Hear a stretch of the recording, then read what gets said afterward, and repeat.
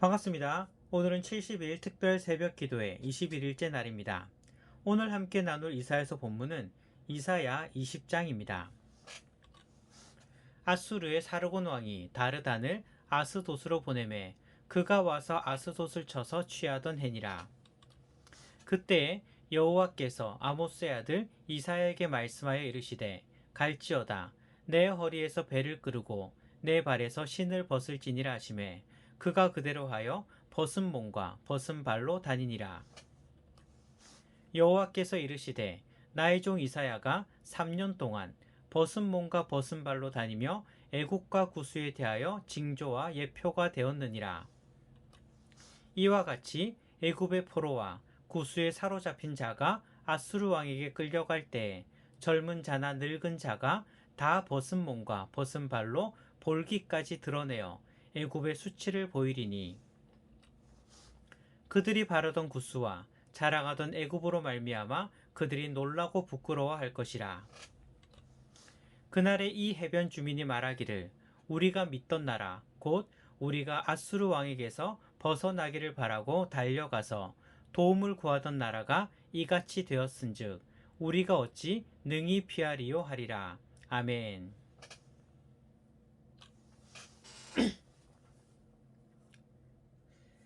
내 삶은 내 뜻이 아니라 하나님의 뜻대로 되어져 갑니다. 그러나 또한 분명히 알아야 되는 것은 이 세상 역사 또한 하나님의 뜻대로 되어져 간다는 것입니다. 하나님은 세상 역사의 주관자가 되십니다. 세상 역사 속에서도 하나님의 뜻을 발견할 수 있습니다. 오늘 말씀을 살펴봅시다. 오늘 메시지의 첫 번째 부분을 살펴봅시다. 첫 번째 부분은 1절입니다. 메시지의 주제는 서서히 집행되는 여호와의 심판입니다.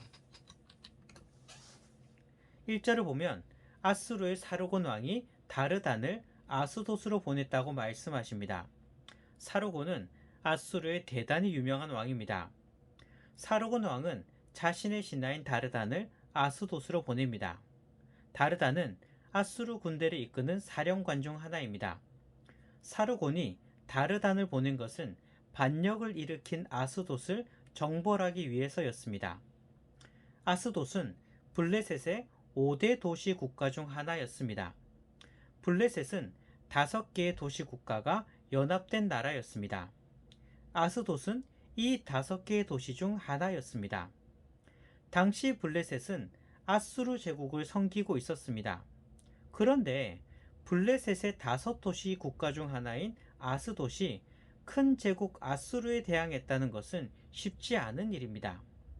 아스돗이 큰 제국 아수르에 반역할 수 있었던 것은 애국과 구수를 의지하였기 때문이었습니다. 하지만 아수르는 강력합니다. 아스돗은 힘없이 무너져 버렸습니다.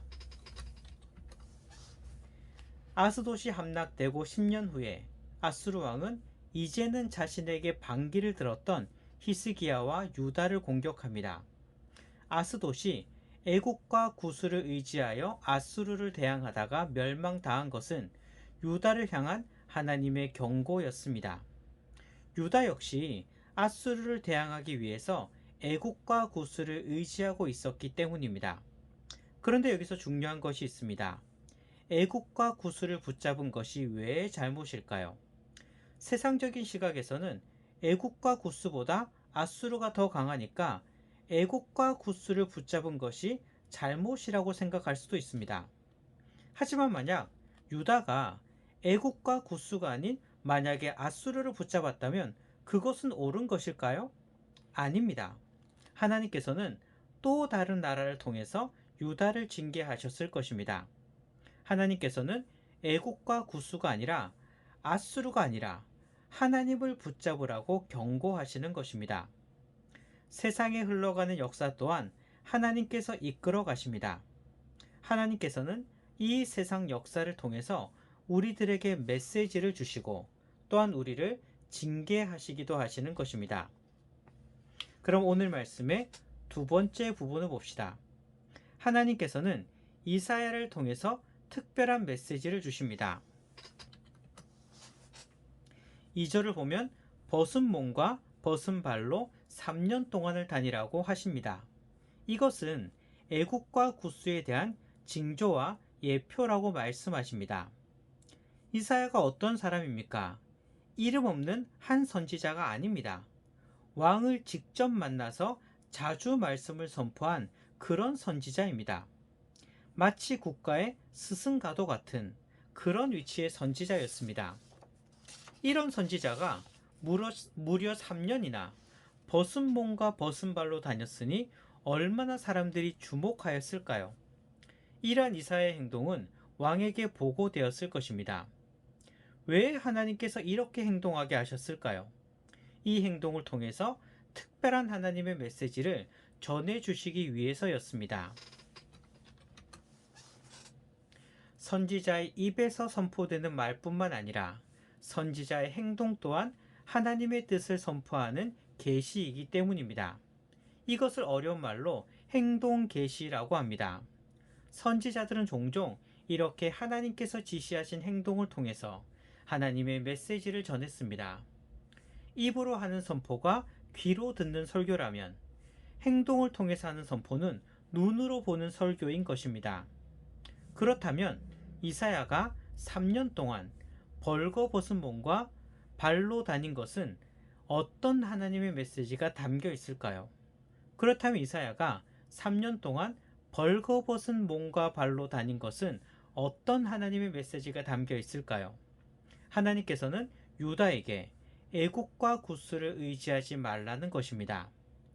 유다가 그토록 의지했던 애국과 구스가 이렇게 벌거벗은 수치를 당하게 된 것처럼 유다도 하나님께로 돌이키지 않는다면, 계속해서 애국과 구스를 의지한다면 유다 또한 애국과 구스처럼 똑같이 벌거벗은 수치를 당하게 될 것임을 경고하신 것입니다.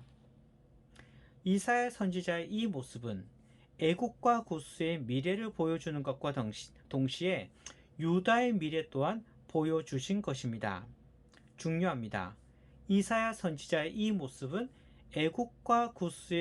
이사야 선지자의 이 모습은 애국과 구스의 미래를 보여주는 것과 동시에 유다의 미래 또한 보여주신 것입니다. 하나님의 이러한 특별 계시는 이제 성경으로 완성되었습니다. 하나님께서는 선지자 대신에 목회자를 사용하셔서 하나님의 말씀을 선포하십니다. 이 또한 두 가지 종류의 설교가 선포됩니다. 목회자의 입을 통해서 선포되고 귀로 듣는 설교입니다. 그런데 이게 전부가 아닙니다. 행동으로 선포하고 눈으로 보는 설교도 있습니다. 바로 성례입니다. 일반적으로 목회자의 입으로 선포되고 귀로 듣는 메시지를 설교라고 하고, 행동으로 선포하고 눈으로 보는 메시지를 성례라고 합니다. 이 성례는 바로 세례와 성찬입니다. 목회자가 입으로 설교할 때 귀담아 들어야 합니다. 그곳에 하나님의 뜻이 담겨 있습니다. 또한 목회자가 세례를 베풀고 성찬을 시행할 때 그것을 주목해서 보시기 바랍니다. 이러한 행동에 또한 하나님의 뜻이 담겨 있기 때문입니다. 계속해서 오늘 말씀을 봅시다. 이사야가 벌거벗은 수치를 당한 것은 애국과 구스 또한 이러한 모습으로 끌려갈 것임을 보여주시는 것입니다. 4절을 보면 애국과 구스는 이러한 벌거벗은 모습으로 끌려갈 것임을 말씀하시는 것입니다. 성경에서 옷은 권위의 상징입니다. 이스라엘 백성의 옷은 하나님과 혼인한 신부의 예복입니다. 유다는 하나님을 붙잡지 않았습니다. 이것은 일종의 음행입니다. 유다 스스로 하나님의 신부로서의 예복을 벗어 던져버린 것입니다. 애국과 음행하고 구스와 음행한 것입니다. 하나님께서는 유다가 원하는 대로 내버려 두십니다. 이방의 종이 되게 하시는 것입니다. 우리도 마찬가지입니다. 하나님이 아니라 세상을 의지하면 이것은 영적인 음행입니다. 우리 스스로 하나님의 신부의 옷을 벗어 던지는 것입니다. 하나님은 유다를 심판하셨듯이 우리 또한 심판하실 것입니다. 하나님을 붙잡으시기 바랍니다. 세상을 붙잡는다면 하나님께서는 그 세상을 통해서 우리를 심판하실 것입니다. 오직 하나님만을 붙잡으시는 우리 모든 성도님들이 되시기를 소원합니다.